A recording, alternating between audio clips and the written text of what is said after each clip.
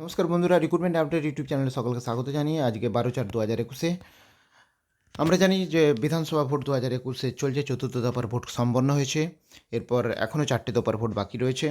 তারই ফাঁকালে কিছু আপডেট নিয়ে হাজির হলাম এই বিধানসভা ভোট 2021 সংক্রান্ত। আমরা জানি বিধানসভা ভোট 2021 যে ভোট কর্মীরা রয়েছেন বা পোলিং পার্সোনালরা রয়েছেন তাদেরকে আমরা জানি যে কোভিড যে ভ্যাকসিন তারা পেয়েছে এবং বেশিরভাগ নিয়েইছে। তো সেই কোভিড ভ্যাকসিন নেওয়ার পরেও কিন্তু ভোটের ডিউটি করতে গিয়ে আক্রান্ত শিক্ষক করোনা আক্রান্ত হয়েছেন, সেরকম আপডেট রয়েছে। আসুন দেখে নিই বিস্তারিত কী রয়েছে। তার আগে বলি, যদি চ্যানেলটা এখন সাবস্ক্রাইব করে না থাকেন প্লিজ সাবস্ক্রাইব করে নেবেন নানা ধরনের লেটেস্ট আপডেট পাওয়ার জন্য, চাকরির খবর পাওয়ার জন্য, শিক্ষা সংক্রান্ত খবর পাওয়ার জন্য। তো আশঙ্কার করোনা আক্রান্ত শিক্ষক এই ভোটের ডিউটি করতে গিয়ে।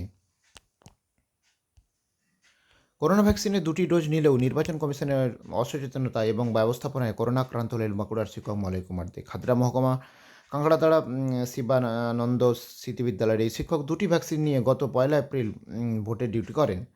ডিসিআরসিতে কোনো সামাজিক দূরত্ব বিধি মানা হয়নি। পোলিং বুথেও জল সংকট সহ বিভিন্ন অসাবধানতার অব্যবস্থার কারণে করোনা বিধি বিঘ্নিত হয় এবং ভোটের শেষে কোনো রকমের ভোটের মালপত্র জমা দিয়ে বাড়ি ফিরে জ্বর আসে, তারপরেই বিদ্যালয়ে যোগদান করেন।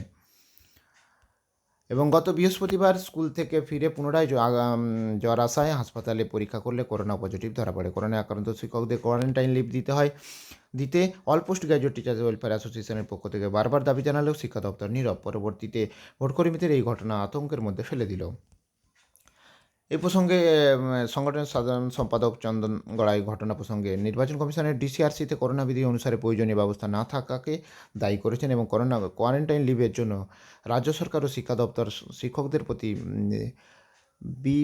মাতৃসুলভ আচরণ করছেন বলে জানাচ্ছে। আক্রান্ত মলয়বাবু সকল শিক্ষক শিক্ষাকর্মীদের জন্য এই লিভের ব্যবস্থা করতে শিক্ষা দপ্তরে মানবিক হওয়ার জন্য আহ্বান করছেন এবং ভোটকর্মীদের সচেতনভাবে ভোটের ডিউটি করতে বললেন।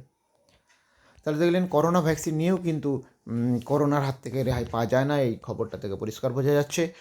2টো ডোজ নিয়েছিলেন কিন্তু তারপরেও তিনি করোনা আক্রান্ত হলেন। তো যাই হোক, এই আপডেটটা আপনার সাথে শেয়ার করলাম। ভিডিও ভালো লাগলে লাইক দেবেন, কমেন্ট দেবেন, আর যদি চ্যানেলটা এখন সাবস্ক্রাইব করে না থাকেন প্লিজ সাবস্ক্রাইব করে নেবেন। ধন্যবাদ।